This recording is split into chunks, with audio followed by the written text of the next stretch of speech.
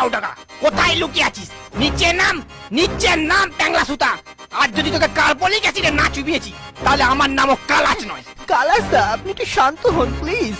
আপনি আমার উপর শুধু শুধু রাগ করছেন। তো রাগ করবো না তো কি বিন বাজিয়ে ধেই ধেই করে নাচবো? শালা এত ভয় দেখালুম, ঘুষ দিনুম, এমনকি বাপুরামের হোটেল থেকে টিকটিকি টিকিয়া পর্যন্ত খাওয়ানুম। আর চাকরির বেলায় ওই শালা ছোট জাত জেলের বাচ্চা জল ঢোরার নাম সুপারিশ করলি তুই। শালা হামারা সাপ হামকোই ফসে, ছবল মারে দুমুখে ট্যাংলা সুতা। বিশ্বাস করুন কালাসদা, আমি জল ঢোড়ার নাম সুপারিশ করিনি। ওকে স্বয়ং অজগর স্যার নিয়োগ করেছেন। তোকে যখন নিয়োগ করা হচ্ছিল তখন তুমি শালা সেক্রেটারি কি ছেড়ছিলে?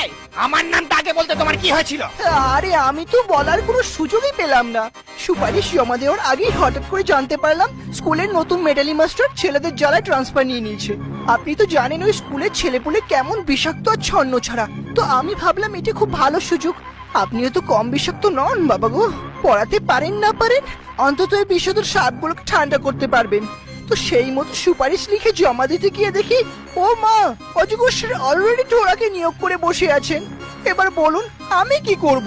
কি করবো বললে তো হবে না, চাকরিটা আমার চাই। তুই ঢোঁড়ার স্কুলে জয়েন করার 1 মাস পর অজগর স্যারকে ঢোঁড়ার নামে একটা রিপোর্ট করবি। আর তাতে লিখবি নতুন নিয়োজিত শিক্ষক ছাত্রদের ডিসিপ্লিন আর শিক্ষা প্রদানের সম্পূর্ণ অক্ষম। শীঘ্র নতুন শিক্ষকের নিয়োগ প্রয়োজন।